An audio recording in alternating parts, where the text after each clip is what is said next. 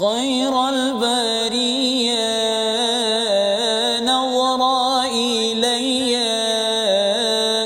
ما أنت إلا كنز العطية خير البرية نظرا إلي ما أنت إلا كنز العطية. Assalamualaikum warahmatullahi wabarakatuh. Alhamdulillahirabbil wassalatu wassalamu ala asyrafil anbiya'i wal mursalin sayyidina Muhammadin wa ala alihi wa ashabihi ajma'in, amma ba'd. Apa khabar tuan-tuan, puan-puan yang berada di rumah sekalian? Mudah-mudahan semuanya berada dalam keadaan yang sihat sejahtera. Seperti biasa, di awal program My Hadis Time Rasulullah Suri Teladan ini, saya akan bacakan satu hadis buat perkongsian bersama dengan tuan-tuan, puan-puan. Mudah-mudahan kita boleh beramal dengan hadis ini. Hadis ini menarik juga, diriwayatkan daripada Abi Salam.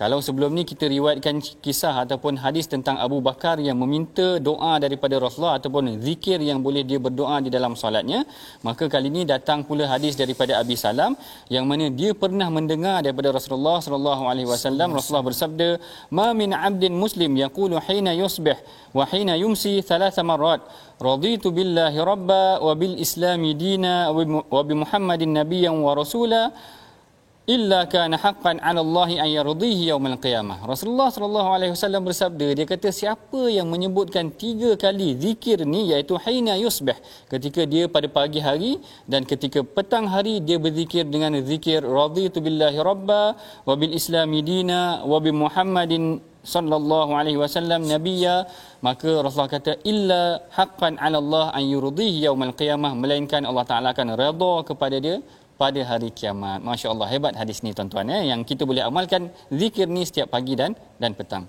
Baik, seperti biasa bersama dengan saya Ustaz Husaini. Ustaz Husaini biasa baca zikir ni? Biasa jugalah. Sebab tu kita beruntung juga sebab kita berada di dalam, kata ada 2 nikmat yang paling besar Allah bagi, nikmat Islam dan nikmat iman. Masya Allah, betul. Itulah yang kita ucapkan di dalam zikir kita tadi. Baik, kalau sebelum ni tuan-tuan masih ingat lagi, kita pernah membicarakan mengenai tentang kebaikan ataupun keutamaan bersedekah dengan harta yang baik, dengan sumbangan yang baik. Maka hari ini perbincangan akan diteruskan mengenai tentang orang yang berhak menerima sedekah. Tapi sebelum tu, mari sama-sama kita dengarkan dahulu bacaan yang akan disampaikan oleh Ustaz Husaini kita. Silakan Ustaz. Terima kasih Doktor. InsyaAllah tuan-tuan dan puan-puan, jom kita tengok muka surat 46 ayat 273. Apakah pesanan wahyu yang Allah ingin sampaikan kepada kita, insya-Allah. A'udzubillahi minasyaitanir rajim. Lil fuqara'il ladzina uhsiru fi sabilillahi la yastati'una darban fil ardi yahsabuhumul jahilu aghniya'a minat ta'affuf yahsabuhumul jahilu aghniya'a minat ta'affuf ta'rifuhum bisimahum la yas'aluna إلحافا وما تنفقوا من خير فإن الله به عليم. Sadaqallahul Azim. Itulah bacaan yang Ustaz Husaini bacakan tadi daripada ayat 273 daripada suratul Baqarah. Ayat ni secara umumnya menceritakan tentang sumbangan yang kita berikan adalah kita berikan kepada orang yang benar-benar miskin, yang uhsiru fi sabilillah, yang tidak mampu untuk yang terhalang kerana usahanya berjihad tu tadi, dan orang-orang yang tak kenal mereka diingatkan dia orang ni orang kaya, tapi sebenarnya dia menahan diri dia minat ta'affufi, menahan dirinya daripada meminta-minta. Dan Allah Ta'ala kata engkau boleh kenal mereka ni daripada bisi mahum, daripada sifat-sifat mereka. Jadi seakan-akan Allah Ta'ala menegaskan kepada kita bahawa kita seharusnya beri sokongan juga kepada golongan yang nampaknya orang tak perasan dia sebenarnya memerlukan dan dia pula tidak meminta-minta, maka dalam perbincangan mengenai ayat ini kita akan pilih ataupun kita ada satu hadis yang berkaitan dengan ayat ini juga. Hadis ni adalah hadis yang diriwayatkan daripada Saidina Abu Hurairah. Dinukilkan juga di dalam Quran Multazam ini, iaitu hadis yang terpilih ini bersesuaian dengan ayat yang kita baca pada hari ini. Mari sama-sama tuan-tuan puan-puan kita perhatikan hadis yang diriwayatkan daripada Saidina Abu Hurairah ini. An Abi Hurairah radhiyallahu ta'ala anhu yaqul qala an-nabiy sallallahu alaihi wasallam laisal miskinu alladhi tarudduhu at-tamratu wat-tamratan walal luqmatu walal luqmatan innamal miskinu alladhi yata'affaf wa qara'u in syi'tum ya'ni qawluhu la yas'aluna an-nasa ilhafa. Maksudnya daripada Abu Hurairah radhiyallahu ta'ala anhu, beliau berkata, Rasulullah sallallahu alaihi wasallam bersabda, orang miskin bukanlah orang yang rasa cukup jika diberikan kepadanya sebiji atau dua biji tamar, sesuap atau dua suapan makanan. Tetapi orang miskin ialah orang yang menahan dirinya. Maknanya ada orang miskin tetapi dia menahan dirinya daripada meminta-minta, iaitu Rasulullah berkata, bacalah firman Allah, jika kamu mahu mereka tidak meminta secara paksa kepada orang lain. Hadis ni diriwayatkan oleh Al-Imam Bukhari. Perhatikan hadis ni betul-betul tuan-tuan puan-puan yang dirahmati Allah sekalian. Sebenarnya Rasulullah menceritakan kepada kita ada dua jenis golongan orang yang miskin. Golongan yang pertama adalah golongan yang dia mungkin tidak berkemampuan dan dia pergi meminta kepada orang. Jadi kita tahu dah yang ni sebenarnya orang miskin yang betul memerlukan bantuan. Tetapi yang Allah Ta'ala suruh juga perhatikan, dan orang yang Rasulullah suruh perhatikan juga adalah orang yang miskin tetapi dia tidak meminta-minta kerana menjaga dirinya. Yang ni juga ada perkara yang kita kena perhatikan, perbincangan mengenai tentang sikap orang yang sedemikian, yang mana kita kena bantu sekiranya kita tahu tentang kewujudan orang yang sedemikian, mereka memerlukan tetapi mereka tidak meminta-minta. Perbincangan lanjut mengenai hadis ni akan diteruskan lagi selepas daripada ini. Jangan ke mana-mana. My Hadis Time, Rasulullah Suri Teladan.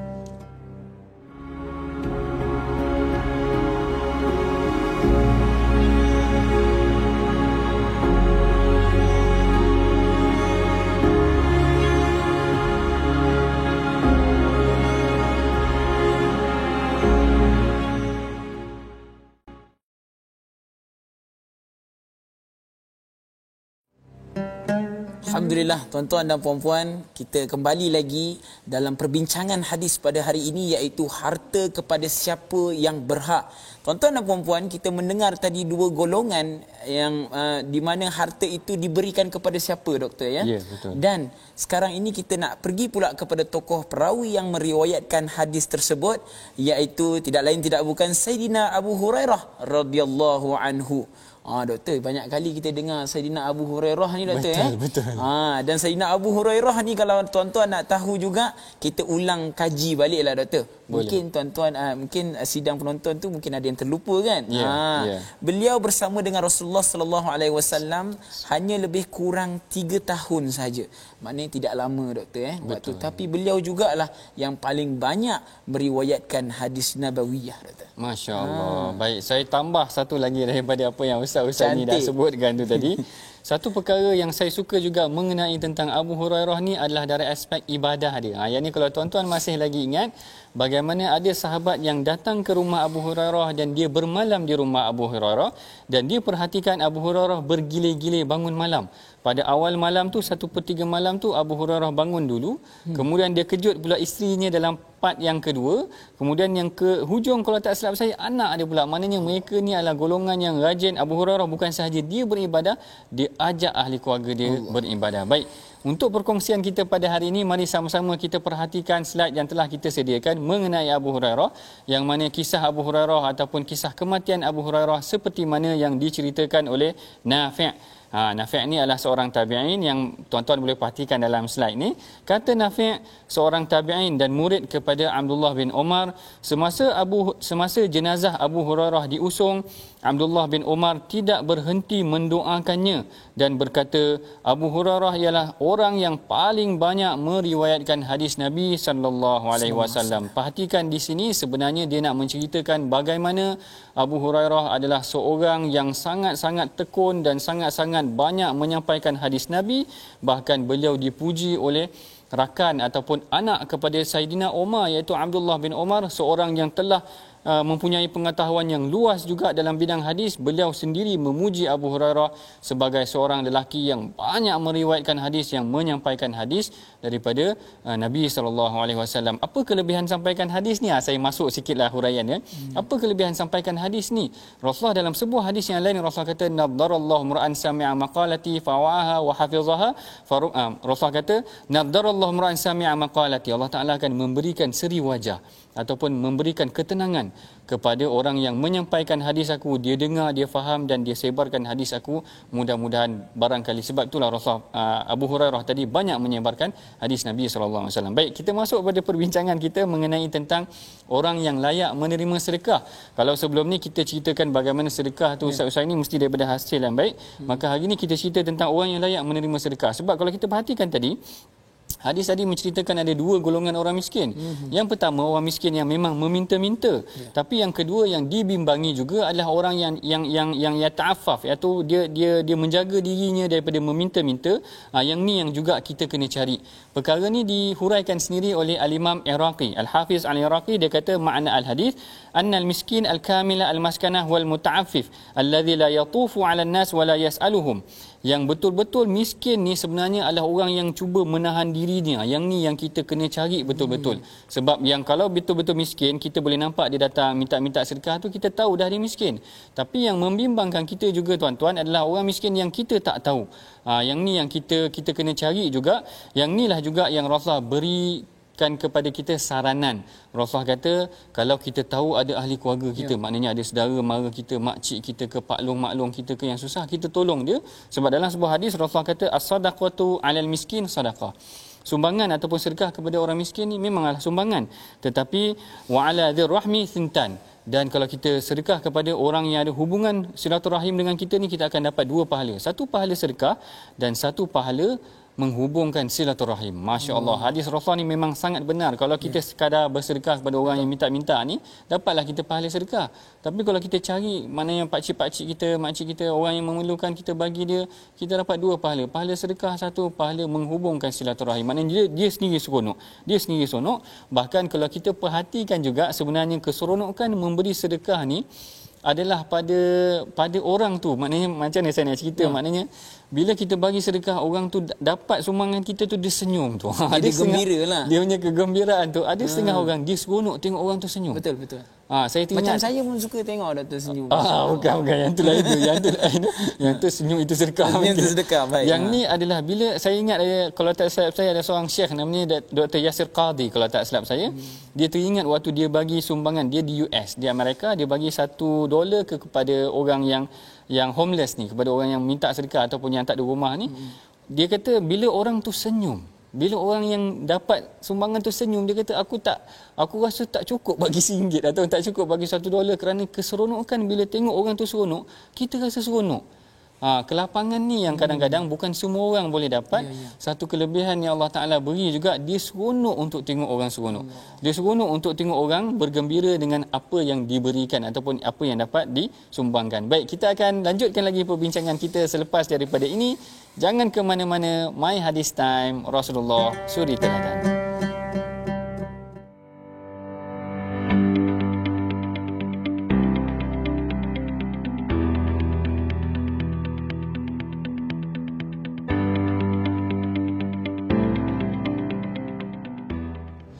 Alhamdulillah, bertemu kita lagi dalam pengajian hadis kita mengenai tentang orang yang layak ataupun orang yang sepatutnya kita berikan sumbangan. Kalau sebelum ni Allah Ta'ala meminta kita mencari juga golongan yang tidak meminta-minta tetapi mereka memerlukan, maka dalam hadis pun sebegitu juga. Rasulullah menjelaskan bahawa bukanlah miskin tu sekadar orang yang meminta-minta yang cukup dengan 1-2 suapan tu tadi, tetapi yang miskin tu adalah orang yang betul-betul yang sebenarnya memerlukan tapi mereka tidak meminta-minta ataupun mereka sebenarnya menahan diri mereka daripada meminta-minta juga adalah satu perkara yang tidak kena. Ini adalah sisi yang kedua. Sisi yang kedua daripada pemahaman hadis tu, yang pertama adalah mereka yang tidak meminta-minta tetapi mereka memerlukan sumbangan sebenarnya. Yang ni adalah orang yang kita kena bagi. Yang kedua juga pemahaman daripada hadis ini adalah dia sebenarnya memerlukan tapi dia tidak meminta pun, Rasulullah rasa macam tak kena juga. Ataupun ada penafsiran lain yang mengatakan golongan ni pun sebenarnya yang betul-betul miskin juga sebenarnya, kerana dia memerlukan, sepatutnya dia pergi juga mendapatkan hasil daripada apa yang dia perlukan. Kerana perkara ini sebenarnya pernah berlaku juga di kalangan sahabat Nabi. Kalau tuan-tuan pernah dengar, ada beberapa peristiwa di dalam hadis. Saya bagi sebagai satu contoh, isteri kepada Abdullah bin Mas'ud. Isteri kepada Abdullah bin Mas'ud, dia nak menyumbang Ustaz Husaini. Dia ada sedikit barang yang dia nak sumbangkan, tetapi Abdullah bin Mas'ud kata, kau nak bagi sumbangan kepada orang lain buat apa? Kita sendiri memerlukan. Dia kata, baik engkau bagi sumbangan tu pada aku. Lalu Zainab isteri dia kata, aku tak akan bagi sumbangan ni pada engkau melainkan setelah aku tanya Rasulullah. Jadi dia pun pergi tanya pada Rasulullah. Rasulullah kata sadaqah. Rasulullah kata benar apa yang diungkapkan oleh Abdullah bin Mas'ud tu tadi. Maknanya sebenarnya kita kadang-kadang beri sumbangan kepada orang lain, tetapi kita bimbang orang yang dekat dengan kita sendiri belum dapat sumbangan tersebut. Ini yang kita nak tanya juga Ustaz ini pada hari ini. Ada tak kebarangkalian berlaku orang ni dia suka memberi sumbangan, tetapi sebenarnya mungkin kaum keluarga dia, ada saudara mara dia yang sebenarnya tak cukup juga makan, kalau kita kata pada hari inilah macam tu. Dia sebenarnya memang ada golongan sebegini, melihatkan kata liat nak mengeluarkan sesuatu tu untuk ahli keluarga. Maknanya betul. Dia sekarang ni zaman teknologi. Maksud dia mungkin ada bersangkut paut dengan kalau aku sampaikan kat orang ni, orang akan cakap aku begini. Sehingga kan sampai orang keluarga sendiri kan semacam orang kata adalah peribahasa tapi saya lupa sudah. Tapi dia kata keluarga sendiri itu terbiar dalam keadaan yang terkontang-kanting. Tak tahu di hutan disusukan ke? Yes, betul. Yang itu dia. Tak jumpa tadi Doktor. Terima kasih. Jadi benda macam itulah yang kita nak kena elakkan. Baik. Yang ni juga barangkali termasuk dalam pemahaman hadis kita yang Rasulullah sebutkan tu tadi. Bukanlah orang miskin tu orang yang meminta 1-2 suapan, 1 biji 2 biji kurma, tetapi orang yang miskin juga adalah orang yang menahan diri dia daripada meminta-minta. Maksud menahan diri daripada meminta ni tadi ada dua seperti yang saya sebutkan. Pertama, memang dia sebenarnya memerlukan tapi dia menjaga hak ataupun dia tak nak tunjuk yang dia miskin. Dan yang kedua sebenarnya golongan yang sebenarnya memang kena pergi meminta. Rasulullah kata maknanya orang ni memang betul-betul miskin kerana dia dah memerlukan. Betul. Tapi dia tidak minta bantuan daripada orang lain. Yang ni sebenarnya pun kalau ikutkan sebenarnya tidak kena. Baik, kita telah pun hampir sampai ke penghujung rancangan.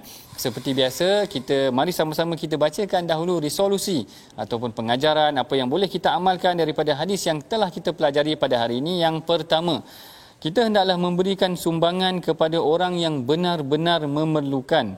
Yang kedua, kita hendaklah membantu saudara mara yang memerlukan sebaik mungkin.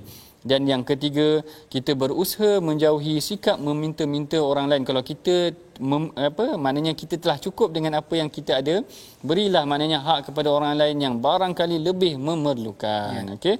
Baik, seperti biasa di penghujung rancangan ini saya menyeru kepada tuan-tuan, puan-puan yang dirahmati Allah sekalian, ayuh mari sama-sama kita menyumbang kepada tabung gerakan Al-Quran.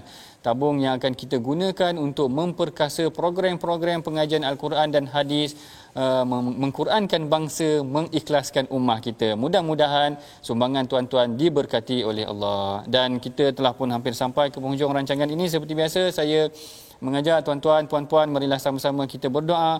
Mudah-mudahan Allah Ta'ala merahmati pengajian kita pada hari ini, Ustaz. Terima kasih Dr. InsyaAllah tuan-tuan dan puan-puan, ayuh sama-sama kita angkat tangan, memohon kepada Allah Subhanahu Wa Ta'ala diberikan kita kelapangan dalam hidup, kesucian hati, dan mudahan Allah Subhanahu Wa Ta'ala menerima segala amal kebaikan kita insya-Allah. InsyaAllah. Bismillahirrahmanirrahim.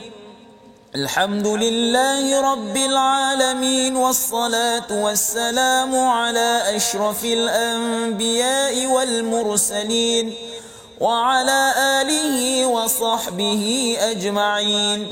Ya Allah, ya Tuhan kami memohon kepadamu ya Allah, jadikanlah setiap harta yang kami infakkan ke jalan-Mu ini ya Allah diterima oleh Engkau ya Allah. Ya Allah, ya Tuhan kami memohon kepadamu ya Allah, jangan Engkau pinggirkan ahli keluarga kami ini ya Allah daripada menerima segala kebaikan yang kami salurkan ini ya Allah. Jadikanlah sedekah yang kami infakkan ini ya Allah menjadi penolong kami di dalam kubur dan di hari akhirat kelak nanti ya Allah. Amin. Ya Allah ya Tuhan kami memohon kepadamu ya Allah, jadikanlah setiap amal kebaikan kami ini diterima oleh-Mu ya Allah, memberatkan mizan kami ya Allah, dan memasukkan kami ke dalam syurga-Mu ya Allah. Amin. ربنا آتنا في الدنيا حسنة وفي الآخرة حسنة وقنا عذاب النار وصلى الله على سيدنا محمد وعلى آله وصحبه وسلم والحمد لله رب العالمين.